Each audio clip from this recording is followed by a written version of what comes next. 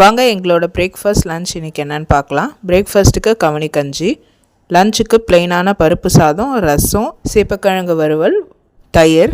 வாங்க கவனி அரிசி கஞ்சி எப்படி செய்கிறதுன்னு பார்க்கலாம். அதுக்கு ஒரு நல்ல பெரிய பவுலில் 1 கப் கவனி குருணை எடுத்துக்கோங்க. அது கூட ஒரு 4-5 பூண்டை தட்டி போட்டுக்கோங்க. 1 டீஸ்பூன் ஜீரகப்பொடி, தேவையான அளவுக்கு உப்பு, 1 கப்பு குருணைக்கு 10 கப்பு தண்ணி சேர்த்துக்கோங்க. ஒரு 20 மினிட்ஸ் லோ டு மீடியம் ஃப்ளேமில் குக் பண்ணிங்கன்னா டேஸ்டியான கவுனி கஞ்சி ரெடி. அப்படியேவும் குடிக்கலாம், இல்லை மோரை அதில் கலக்கியும் குடிக்கலாம். ஆறின பிறகு கலக்கணும்.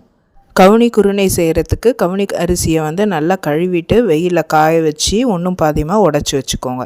லஞ்சுக்கு பிளெயின் பருப்பு எப்படி செய்கிறதுன்னு பார்க்கலாம். 50 கிராம் துவரம் பருப்பை நல்லா கழுவிட்டு ஒரு 10 நிமிஷம் ஊற வச்சுருங்க.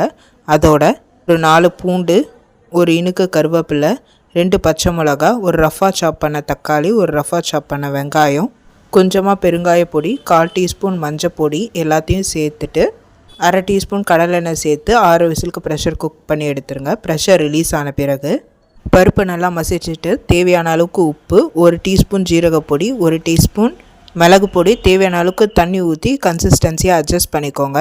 தாளிப்பு கரண்டியில் 1 டீஸ்பூன் கடலெண்ணெய் காஞ்ச உடனே 1/2 டீஸ்பூன் ஜீரகம், 1/2 டீஸ்பூன் கடுகு போட்டு பொரிய விடுங்க. ஒரு இனுக்கு கருவேப்பிலையை போட்டு தாளிப்பை பருப்பில் ஆட் பண்ணிங்கன்னா டேஸ்டியான பிளெயின் பருப்பு ரெடி. சிம்பிளான ரசம் என்னோடய ஸ்டைல் எப்படி செய்யுதுன்னு பார்க்கலாம். அதுக்கு ஒரு பவுலில் 2 இன்ச்சு புளியை தேவையான அளவு உப்பு போட்டு ஊற வச்சுருங்க. ஒரு மிக்சர் ஜாரில் ரஃபா சாப் பண்ண 1 தக்காளி, 4-5 பூண்டு, 1 டீஸ்பூன் ஜீரகம், 1 டீஸ்பூன் மிளகு, 1 இனுக்கு கருவேப்பிலை, 1 பச்சை மிளகா, கொஞ்சம் கொத்தமல்லி இலை, கொஞ்சம் வர கொத்தமல்லி போட்டு நல்ல மைய அரைச்சிருங்க.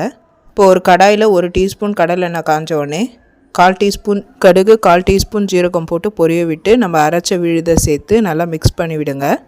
அதோட 1/4 டீஸ்பூன் மஞ்சள் பொடி, கொஞ்சமாக பெருங்காயம் சேர்த்துக்கோங்க. 1 இனுக்கு கருவேப்பிலை, நம்ம கரைச்ச புளியை வடிகட்டி சேர்த்து ஒரு கொதி வந்தோடனே டேஸ்ட்டை பார்த்துட்டு பவுலில் மாற்றிக்கோங்க.